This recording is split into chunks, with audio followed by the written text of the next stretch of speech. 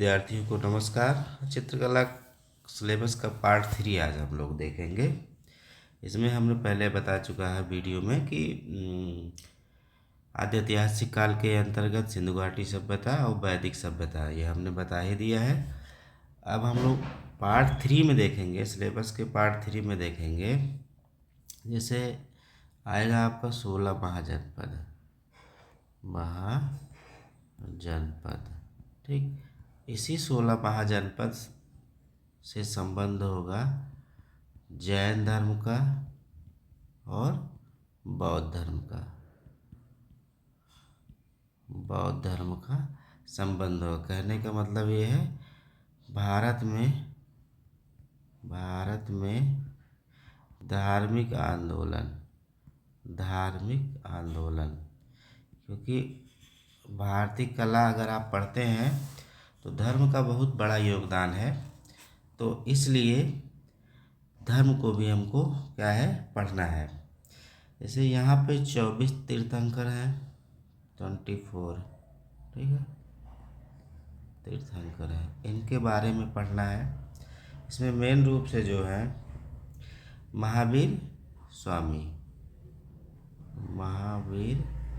स्वामी को माना जाता है, ठीक है, ये पढ़ेंगे। जैसे इनका कहाँ हुआ जन्म, कहाँ हुआ, पिता का नाम क्या था, माता का नाम क्या था, विवाह किससे हुआ था, इनकी पत्नी का क्या नाम था, संन्यास किस आयु में इन्होंने लिया था, किस वंश से इनका संबंध था, ज्ञान प्राप्त कहाँ मिली, उपाधि इनको क्या क्या दी गई, उपाधि क्या क्या दी गई, और इनका मृत्यु कहाँ हुई। तो ये जन्म, पिता का नाम, माता, संक्षेप पे देखेंगे, बहुत डिटेल में नहीं जाना है। संन्यास किस वर्ष में मिला, किस वंश से इनका संबंध था, ज्ञान कब प्राप्त हुआ, उपाधि मतलब क्या कहा जाता है, इनका देहांत कब हुआ। ये सारी चीज़ें हम लोग क्या देखेंगे। इनका अगर सिद्धांत देखना है तो जैन धर्म का सिद्धांत देख सकते हैं, अहिंसा, सत्य, ब्रह्मचर्य, अपरिग्रह, ठीक है, आत्मा और कर्म का सिद्धांत है। तो ये बहुत ज़्यादा डिटेल नहीं जाना है हम लोगों को। बस इसके बाद बस यहाँ पे हम लोग आ जाएंगे कि जैन धर्म है उसके पार्ट कौन कौन से हैं। जैसे पार्ट में एक है दिगंबर और दूसरा है श्वेतांबर, ठीक है। एक पार्ट ये है, एक पार्ट ये है, ठीक है। इसके संस्थापक कौन है, इसके संस्थापक कौन है, इसमें विशेषता क्या है, इसमें विशेषता क्या है, बस इतना ही देखना है। और जैन धर्म की क्या रही है, वो क्या बोलते हैं उसको, भाषा। पहले तो इनका पवित्र स्थल देख लीजिए, पवित्र स्थल कौन कौन से हैं। जैसे पावापुरी है, ठीक है ना, पावापुरी है आपका, श्रवणबेल गोला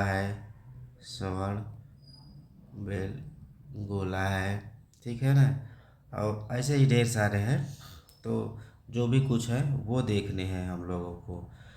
और फिर क्या देखना है, भाषा क्या है, साहित्यिक भाषा क्या है, किस भाषा में जो है जैन धर्म के साहित्य लिखे गए हैं वो हम लोगों को देखने हैं, ठीक है। जैसे कौन सी भाषा, मगधी, अर्ध मगधी, कौन सी भाषा जैन धर्म के साहित्य लिखे गए, धर्म का प्रचार कैसे हुआ।